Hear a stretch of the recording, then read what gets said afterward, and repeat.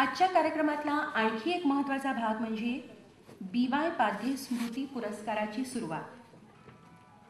मुळात दादांचा लोकसंग्रह अफाट. समोरच्या माणसाकडे त्यांनी क्लायंट म्हणून कधीच पाहिलं नाही, तर त्यातला माणूस ओळखला, त्याच्यातले गुण ओळखले आणि सातत्यानं त्याच्या उत्कर्षाची चिंता त्यांनी केली आणि शक्यतोवर सगळी मदतही त्यांनी केली. दादांचा हा आदर्श पाध्ये कुटुंबियांनी पुढे चालवायचं ठरवलंय आणि म्हणूनच कला, साहित्य, पत्रकारिता आणि जाहिरात याशिवाय समाजसेवा यापैकी एका व्यक्तीला किंवा संस्थेला ₹1,00,000 आणि स्मृतिचिन्ह असा BY पाध्ये स्मृती पुरस्कार ह्या वर्षापासून आम्ही सुरू करत आहोत. या स्मृती पुरस्कारासाठी मान्यवरांची निवड समिती स्थापन केली आहे. यामध्ये माननीय जयंतराव साळगावकर, माननीय मनोहर जोशी, माननीय दिलीप प्रभावळकर, माननीय भरत दाभोळकर, माननीय रामदास पाध्ये, माननीय जयश्री खाडीलकर आणि पाध्ये कुटुंबियांतर्फे श्रीयुत विजय पाध्ये यांचा समावेश आहे. यांनी निवडलेल्या या वर्षीच्या सत्कार मूर्तीचं नाव दिनू रणदिवे. पत्रकाराची लेखणी एकतर मवाळ होऊन घटनाक्रम मांडत राहते, अन्यथा धारदार होऊन सर्वसामान्यांना बळ तरी देते. ज्येष्ठ पत्रकार दिनू रणदिवेंची लेखणी दुसऱ्या प्रकारातली आहे. व्रतस्थ. 1942च्या चले जाव आंदोलनात वयाच्या अवघ्या 16व्या वर्षी उतरलेल्या दिनू रणदिवे यांनी प्रसंगी कारावासही भोगलाय. आमच्या शाळेचे प्रिन्सिपल होते M. जोगळे. त्यांनी सर्व विद्यार्थ्यांची मीटिंग बोलवली. मी त्या मॅट्रिकच्या वर्गात होतो. 2 डिव्हिजन होत्या. दोन्ही डिव्हिजनमधल्या विद्यार्थ्यांची जॉईंट मीटिंगने बोलवून सांगितलं, मुंबईत काय चालू आहे कल्पना आहे तुम्हाला. आता गांधीजी आंदोलन सुरू करणार आहे स्वातंत्र्यासाठी, अंतिम आंदोलन. पण गांधीजी एकटे कसं काय करणार. तुमच्यासारख्या तरुणांनी यावेळी ह्याचा भाग घेतला पाहिजे. तुम्ही आपल्या आईवडिलांना कळवा का आजवर आमच्या माझे शब्द अजून त्याचे मला आठवतात. आजवर आमचे लालन पालन जे केलं ते देशासाठीच केलं समजा. उद्यापासून आम्ही आंदोलनात सहभागी होणार आहोत. संयुक्त महाराष्ट्राच्या चळवळीत आपल्या सहकाऱ्यांसमवेत त्यांनी संयुक्त महाराष्ट्र पत्रिका हे साप्ताहिक सुरू केलं.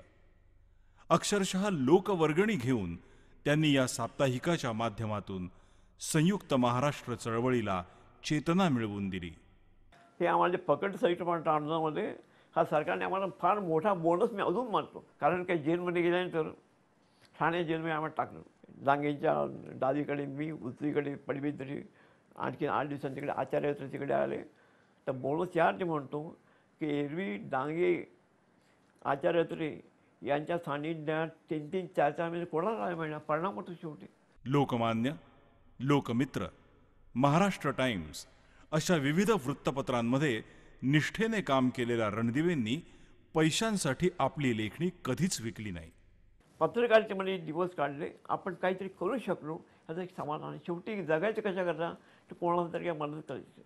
आपण अन्यायाविरुद्ध लढू शकलो, तेवढं बळ आपल्याला मिळालं हे आयुष्यातील सर्वश्रेष्ठ समाधान मानणाऱ्या रणदिवेंना आज पहिला BY पाध्ये स्मृती पुरस्कार प्रदान केला जातोय.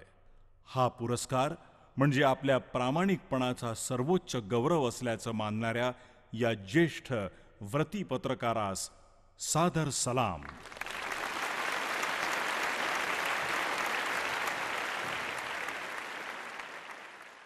दिनू रणदिवे यांचा सत्कार करण्यासाठी मी व्यासपीठावर आमंत्रित करते माननीय जयंतराव साळगावकर यांना, माननीय मनोहर पंत जोशी यांना, माननीय रामदास पाध्ये आणि श्रीयुत विजय पाध्ये यांना.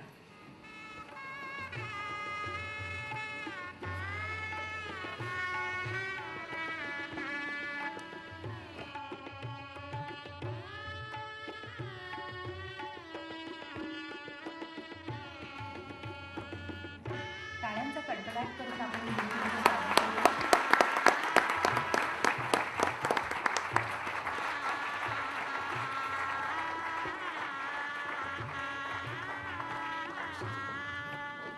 आणि माननीय साळगावकर साहेबांच्या हस्ते आपण दिनू रणदिवे जींचा सत्कार करूया.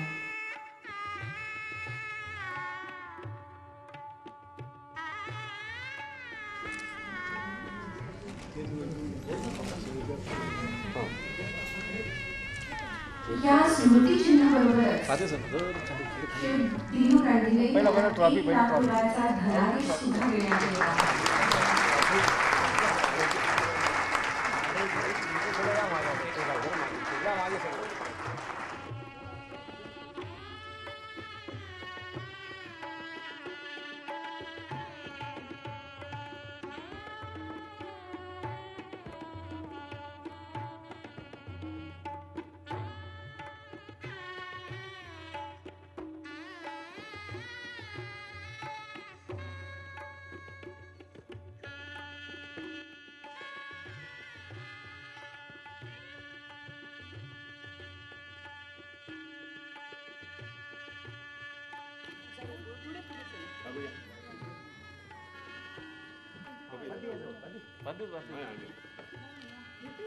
आणि या व्रतस्थ माणसाला साथ देणाऱ्या सौ रणदिवे वहिनींचा सत्कार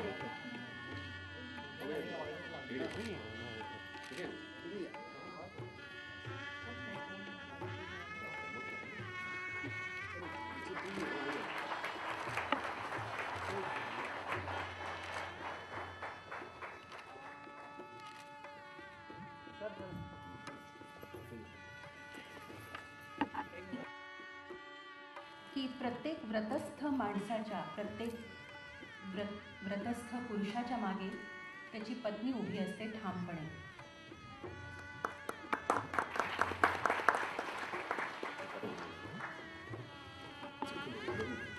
आणि आता BY पाध्ये स्मृती पुरस्कार निवड समितीच्या वतीनं माननीय जयंतराव साळगावकर त्यांचं मनोगत सादर करतील.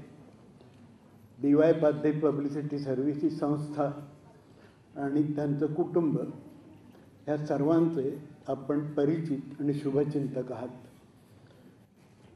आजचा हा कार्यक्रम त्यांच्या मुलांनी पुढाकार घेऊन आयोजित केला ही खरोखर कौतुकाची गोष्ट आहे. आणि आज त्यांनी जो दिनू रणदिवे यांना पुरस्कार देण्याचं ठरवलं, आता अर्थात ते ठरवलं समितीने, पण समितीला पूर्ण अधिकार दिला होता. तुम्ही कोणाचंही नाव सांगा, त्यात जी अनेक नावं आली त्यात दिनू रणदिवे यांचं नाव अग्रक्रमावरती होतं. त्याचं कारण असं की दादांनी लोकमान्यात नोकरी केली होती आणि लोकमान्यात दिनू रणदिवे हेही नोकरीला होते. हा एक संबंध झाला. आणि दिनू रणदिवे हा व्रती पत्रकार आहे. म्हणजे त्यांचं तुम्ही त्यांच्याबद्दल आजकालच्या अनेक पत्रकारांबद्दल जे ऐकू येतं तसलं कधी काही ऐकू आलेलं नाही कोणालाही. आणि अधिकारी पुरुष आहेत ते. त्यातला कोणताही संदर्भ विचारला की तो ते त्यांच्या जिभेच्या टोकावर होतो, ते लगेच सांगतात ते अमुक अमुक ठिकाणी अमुक अमुक सालात घडलं, अशा प्रकारे बोलतात. मी आता त्यांना म्हटलं तुमचा माझा परिचय 50 वर्षाचा आहे. ते म्हणाले नाही 60 वर्षाचा आहे. संदर्भ कधी चुकू देत नाहीत. आणि हा त्यांचा सत्कार होणं आजच्या कार्यक्रमाला हे सर्वथाही उचित आहे. ते किती श्रेष्ठ आहेत वगैरे मी तुम्हाला काही सांगण्याची गरज नाही. तुम्ही जाणकार आहात, तुम्हाला माहीतच आहे. दिनू रणदिव्यांबद्दल काय बोलणार. ते मितभाषी आहेत आणि मृदुभाषी आहेत.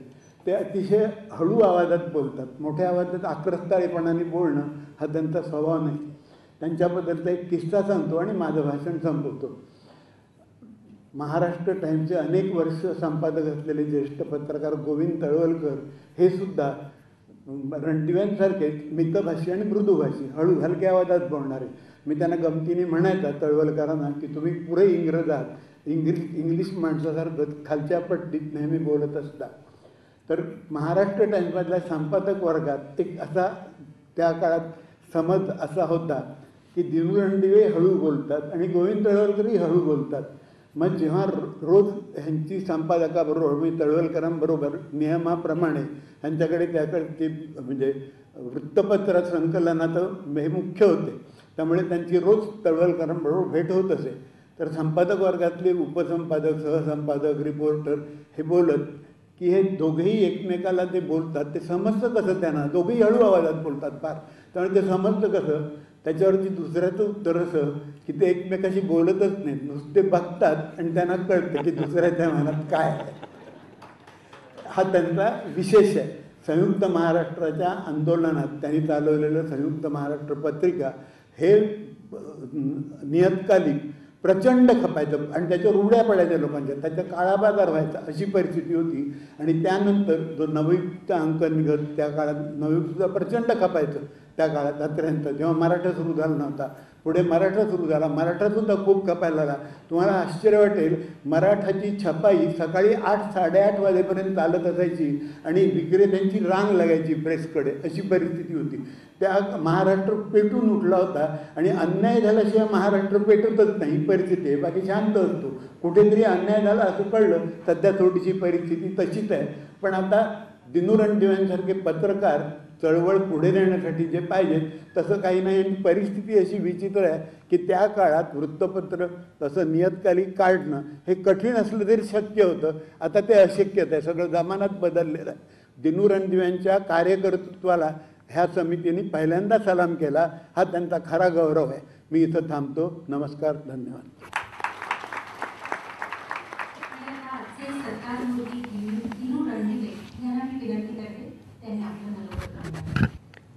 माझा सत्कार होत आहे याबद्दल मला आनंद होत आहे. यावर्षी संयुक्त महाराष्ट्राचं सुवर्ण महोत्सव वर्ष सुरू होत आहे आणि त्याविषयी तुम्हाला हा योगायोग मानतो. सर्व लोक त्याचे परिचित आहेत. साळगावकरांना पूर्वी लोकसत्तामध्ये लिहित असे त्यावेळेस ओळखतो. नंतर आमच्या मनोहर जोशी हे ज्या कॉर्पोरेशनमध्ये निवडून आले त्यावेळेपासून आमचे संबंध आहेत, चांगले संबंध आहेत. अनेकदा चर्चा करून वगैरे बऱ्याच वेळ ठरवलं जातं. आमची पत्रकारिता म्हणजे काय, मला माहिती आहे वेळ फार कमी आहे आपल्याला. पत्रकारिता म्हणजे काय तुम्हाला सर्वांना माहीतच आहे. तरी पण की व्रत स्वीकारल्यानंतर ते सोडावंसं वाटत नाही. मग शेवट पण टिकून राहिलं. लोकमित्र नावाच्या एका नोकरीला होतो पहिल्या दिवसापासून ते शेवटचे 4 वर्ष टिकलं. कधी कधी 2-2 महिन्यांनी पगार मिळायचं. तर लग्न वगैरे झालं नव्हतं, काय नाही, दिवस काढू आपण निघून गेलो. कारण बरेच लोक सोडून द्यायचे, ज्यांचे लग्न झाली होते, संसार होते, तिचे सोडून गेले. असं माझ्याकडे जबाबदारी काहीच नव्हती. सोडून जर का गेलो पेपर चालणार कसा, लोकांना हवं ते मिळणार कसं. म्हणून शेवटच्या दिवसापर्यंत मी तिकडे राहिलो. बंद पडल्यानंतर 1 महिना जो बेकारी काढावा लागला. बेकारी काढताना असं त्यावेळेचं वातावरण फार वेगळं होतं. मनोहर तुम्हाला माहिती आहे की दादर स्टेशनवर रावण नावाचा एक भैया होता. दादर स्टेशनवरती आमच्याकडे पैसे नसत. तर हे दिवस जर का असते एक मोठा टोचापुरी आंबा घ्यायचा, मी आणि चंदू मेडेकर. तो रात्री खायचा. स्टेशनवरती 1 आण्याचा चहा प्यायचा. हे आमचं डिनर असायचं. मागून कळलं की हा 2-2 आण्याचा टोचापुरी आंबा घेण्यापेक्षा 3 आण्याचा जर आंबा घेतला आपण मोठा, 3 आण्याचा मोठा मिळायचा, तर 1 आणा सेव्ह होईल आपला, 1 चहा सोडेल. म्हणून 3 आण्याचा टोचापुरी आंबा घेऊन खायला लागलो. कधी कधी पैसे पण नसायचे. त्यावेळी दादर स्टेशनच्या बाहेर एक रावण नावाचा उत्तर भारतीय भेळवाला बसायचा. तो भेळवाला अनेक कार्यकर्त्यांना क्रेडिटवर द्यायचं. क्रेडिटवर द्यायचं म्हणजे काय, लोक सांगायचे. गोवास नावाचा आमचा मित्र होता, रावण बारी भेळ खायची घ्यायची, रावण लिखे रखो. रावण मागून काही पैसे घ्यायचे. पण असा रावण आम्हाला 5-5, 6-6 दिवस भेळ क्रेडिटवर खायला देत असे. आणि ते आनंदाचे दिवस आता इतर मोठ्या हॉटेलमध्ये खाण्याचं सापडत नाही. दिवस कसं काढले आमचं आम्हाला मोठं एक व्रत होतं. शाळेत 42 साली आम्हाला आमच्या प्रिन्सिपल सांगितलं उद्यापासून शाळेत जायचं नाही, तुम्ही आंदोलनात भाग घेतला पाहिजे. तरुणांनी जर का भाग घेतला नाही तर स्वातंत्र्य मिळणार कसं. निघून गेलो. त्यानंतर वय फार लहान होतं, कोणी काही महत्त्वाची कामं देत ना, मग स्वतःच बुलेटिन तयार करायची, दगड मारत फिरायचे वगैरे वगैरे. पण ते आंदोलन उसरलं म्हणजे टॅक्टिक्स बदलल्या. वेळ कसं जाणार म्हणून वृत्तपत्रावर चाललं. तर वृत्तपत्र वाचता एकदा एक फार मोठी संस्थानिक घटना ऐकायला मिळाली. आष्टीच्या मुलाला फार मोठे अत्याचार झाले होते आणि त्याचं वृत्तांत हितवाद नावाच्या नागपूरच्या दैनिकात आलं होतं. हा त्या अत्याचाराचा तपशीलवार वृत्तांत बघून ब्रिटिश सरकार एकदम गडबडीत झालं होतं. कारण सर्व अत्याचार उघडकीस आले होते. त्यांनी खटला मारला त्या दैनिकावर.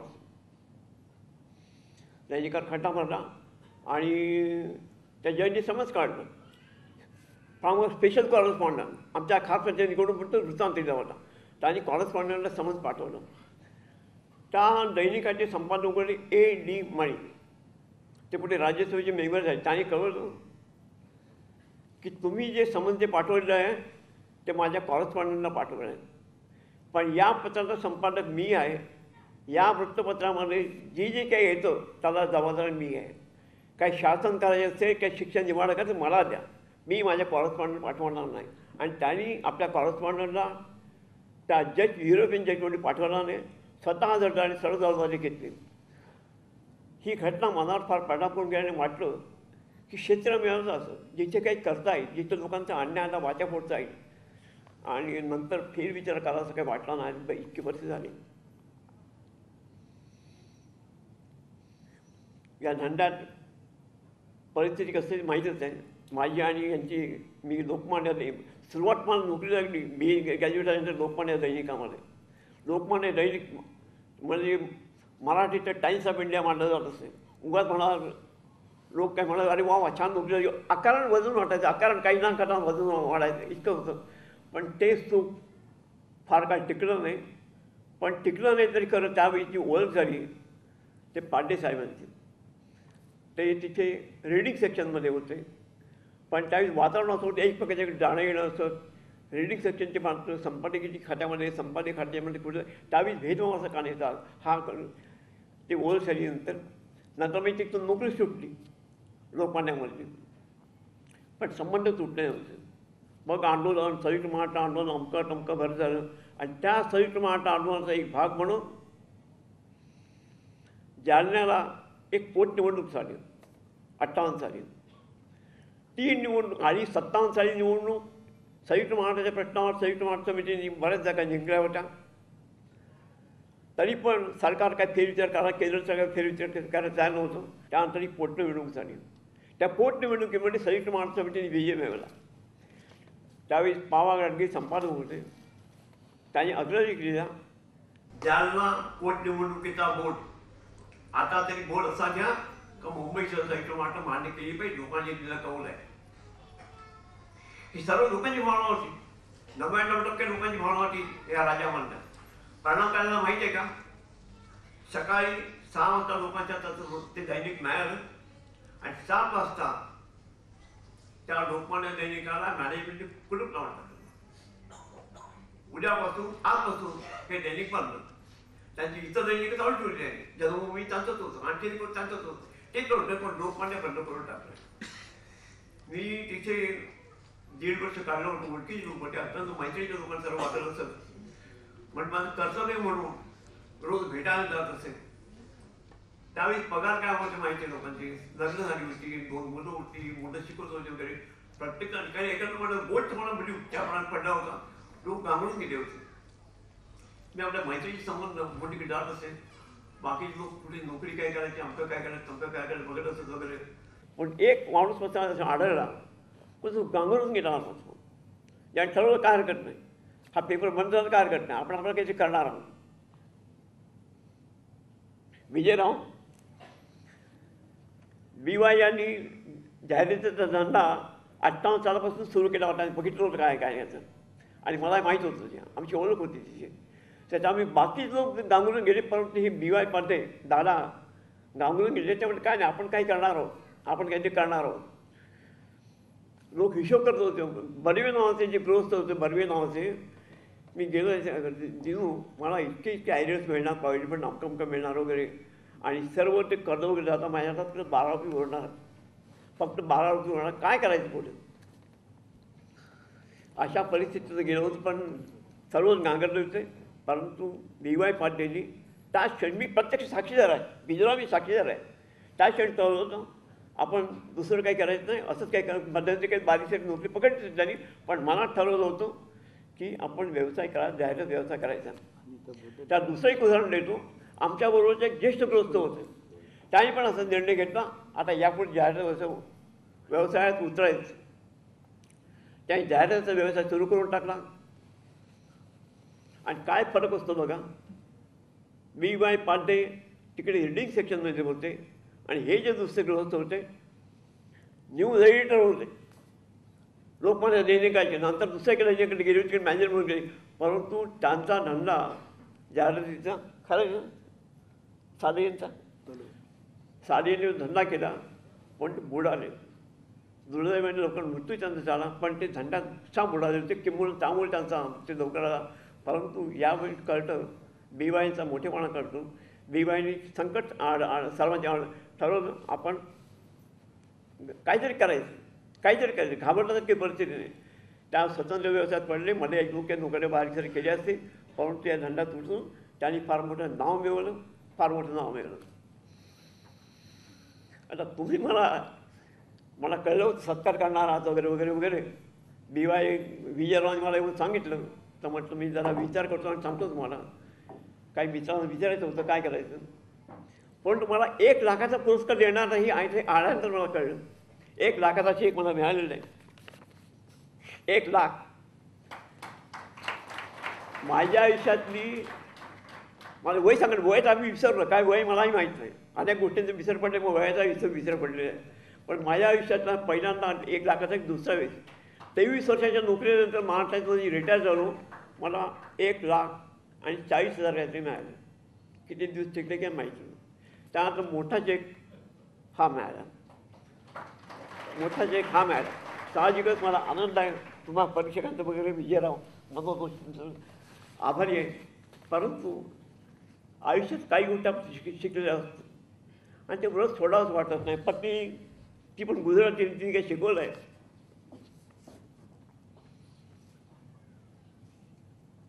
जगायचं ते स्वतःचे पैसे नसतील तर रावणचा काही काळ भैया भेटतो तो भेळ खायला देतो उधार आणि मग पैसे किंवा ते द्यायचे. ही आम्हाला सवय लागली होती. पत्रकारितेमध्ये मध्ये आणखी 2 पुरस्कार मला मिळाले होते. आज तो माझा मित्र नाही. दुसरे मित्र मला लाभले तिथे ज्ञानेश महाराव. मला चेक मिळाला की ज्ञानेशला बरोबर तसे तू येईचे समारंभ आहे आणि चेक मिळाला. आनंद व्यक्त करून चेक मी त्या ज्ञानेश हातात देत असं 2 वेळा घडलं होतं. त्याची रक्कम ज्याची मोठी झाली ती संबंध रक्कम मी मुंबई मराठी पत्रकार संघाला देऊन टाकली आणि सांगितलं का दिनकर सागवेकर नावाचे एक वृत्ती पत्रकार होऊन गेले. तुम्ही ओळखत होता तर सागवेकर त्यांच्या नावाने आपण काहीतरी केलं पाहिजे. ही अमाऊंट आहे. ह्याच्यात काही आणखी काही बारीक कमी अमाऊंट पडले तर त्यात आपण व्यवस्था काहीतरी करू. पण या पैशातनं तुम्ही सागरीकरांच्या नावाने पुरस्कार सुरू होऊन टाका. ते पैसे मी माझ्या जवळ ठेवले. तो चेक महाराजांकडे आज हा चेक मी माझे नवीन मित्र विजयरावांच्या हातात देतो. हा चेक माझा चेक आहे पण विजयरावांच्या हातात कसली म्हणून देतो घ्या ना. या चेकचा पण विनियोग मी सार्वजनिक कार्यासाठी करणार आहे. या चेकचा उपयोग सांगतो. आणि विजयराव हा पैसे तुम्ही मला दिले आहेत तर तुमची संमती घेऊनच त्या कार्यासाठी हे पैसे तुम्ही मला दिलेले आहेत खरंच. पण या निधीचा उपयोग सार्वजनिक कार्यासाठी कारण आम्हाला काही चळवळीचं काही शिकलो. पैसे हातात ठेवू नयेत. पैसे असले तरी सुख लाभत नसतं. पैसे असले तरी जेवायला मिळत नसतं. ते पैशाचं काय तुम्ही जे मी मान्य करतो. साळगावकर मनोहरराव तुम्ही तसं होतं मान्य वगैरे ही मला मोठी अमाऊंट देईल. आयुष्यातली दुसरी अमाऊंट मला आयुष्यात मिळते 1 लाख दुसऱ्याच बघतो मी. याचा आपण सदुपयोग करू.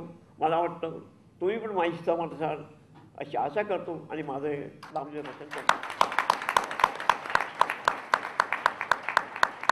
पैशापेक्षा माणुसकी मोठी. एक छोटीशी कृती आता जी दिनूजींनी केली यावरून अतिशय शब्दशः आपल्या समोरच आता सिद्ध झाले आहे. आता विजय पाध्ये यांना मी विनंती करते की निवड समितीचे सदस्य आता स्टेजवर उपस्थित आहेत त्यांचा त्यांनी सत्कार करा.